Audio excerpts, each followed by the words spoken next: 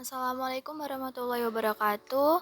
Di sini saya akan menjelaskan materi hukum internasional. Sebelumnya nama saya Diva Fitri Ambarwati dari NIM 026 dan dari kelas Hukum 2024A. Subjek Hukum Internasional Individu.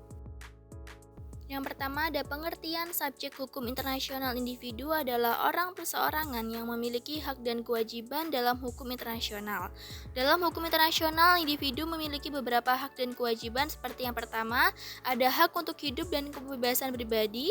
Yang kedua, ada hak untuk bebas dari penyiksaan dan perlakuan yang tidak manusiawi. Yang ketiga, ada hak untuk bebas dari diskriminasi. Yang keempat, ada kewajiban untuk menghormati hak-hak orang lain. Dan yang terakhir, ada kewajiban untuk mematuhi hukum internasional. Lalu, mengapa subjek individu dikategorikan sebagai subjek dalam hukum internasional?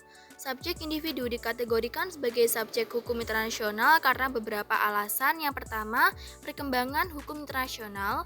Yang kedua, ada hak asasi manusia. Yang ketiga, kewajiban individu. Yang keempat, partisipasi individu dalam kegiatan internasional. Yang kelima, pengakuan oleh komunitas internasional. Keenam, perlindungan hak-hak individu.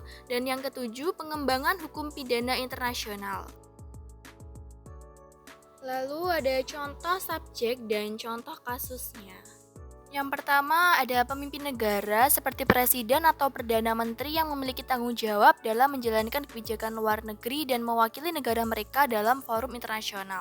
Contohnya ada Slobodan Milosevic, pemimpin Serbia. Yang kedua ada diplomatik, yaitu yang mewakili negara mereka dalam hubungan diplomatik dengan negara lain.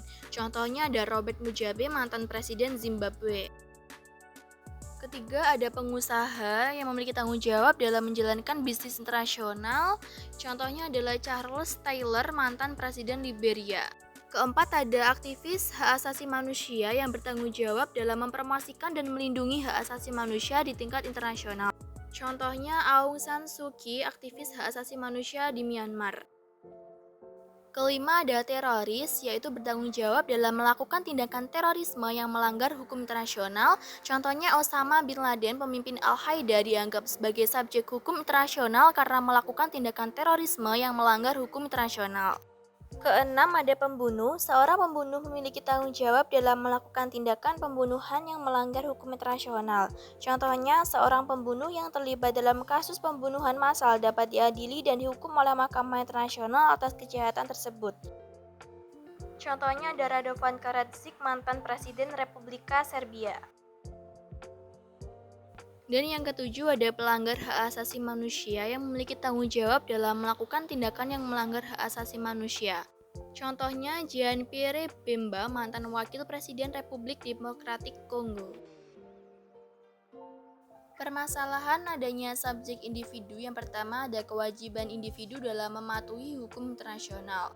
Contohnya seorang individu yang tidak memiliki pengetahuan tentang hukum internasional mungkin tidak mematuhi larangan perdagangan senjata yang dapat menyebabkan konsekuensi hukum. Kedua, ada tanggung jawab individu atas tindakan yang melanggar hukum internasional. Contohnya, seseorang individu yang terlibat dalam kegiatan terorisme mungkin tidak memahami konsekuensi hukum dari tindakan tersebut, yang dapat menyebabkan konsekuensi hukum yang serius. Ketiga, ada perlindungan hak-hak individu dalam hukum internasional.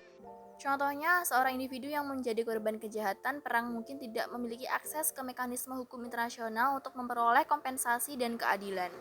Keempat, keterlibatan individu dalam proses pembuatan keputusan internasional. Contohnya, individu yang memiliki pengetahuan dan keahlian dalam bidang lingkungan hidup mungkin tidak memiliki representasi yang cukup dalam organisasi internasional untuk mempengaruhi keputusan tentang isu lingkungan hidup. 5. Ada pengawasan dan pengendalian individu dalam hukum internasional. Contohnya, individu yang terlibat dalam kegiatan perdagangan senjata mungkin tidak diawasi dan dikendalikan secara efektif untuk mekanisme hukum internasional yang dapat menyebabkan konsekuensi hukum yang serius. Keenam, ada keterbatasan sumber daya individu dalam memenuhi kewajiban hukum internasional. Contohnya, individu yang memiliki kewajiban untuk mematuhi hukum internasional tentang lingkungan hidup mungkin tidak memiliki sumber daya yang cukup untuk memenuhi kewajiban tersebut, yang dapat menyebabkan konsekuensi hukum yang serius. Ketujuh, ada keterlibatan individu dalam konflik internasional. Contohnya, seorang individu yang terlibat dalam kegiatan terorisme mungkin terlibat dalam konflik internasional yang dapat menyebabkan konsekuensi hukum yang serius. Dan yang kedelapan, ada perlindungan individu dari kejahatan internasional. Contohnya, seorang individu yang menjadi korban kejahatan perang mungkin tidak memiliki akses mekanisme hukum internasional untuk memperoleh perlindungan dan keadilan. Yang terakhir ada kesimpulan, individu sebagai subjek hukum internasional memiliki hak dan kewajiban yang diatur oleh hukum internasional, memiliki peran penting dalam hubungan internasional dan dapat mempengaruhi keputusan internasional. Adanya subjek hukum internasional individu yang menimbulkan beberapa tantangan seperti kewajiban dalam mematuhi hukum internasional, tanggung jawab atas tindakan, dan perlindungan hak-hak individu dalam hukum internasional. Dalam perkembangan, hukum internasional telah memberikan perlindungan yang lebih luas bagi hak-hak individu dan telah memperluas ruang lingkup subjek hukum internasional. Namun, implementasi dan penegakan hukum internasional terhadap individu masih menjadi tantangan yang memerlukan kerjasama antara negara-negara, organisasi internasional, dan masyarakat sipil. Terima kasih, mohon maaf bila ada kesalahan dalam penulisan dan pengucapan. Wassalamualaikum warahmatullahi wabarakatuh.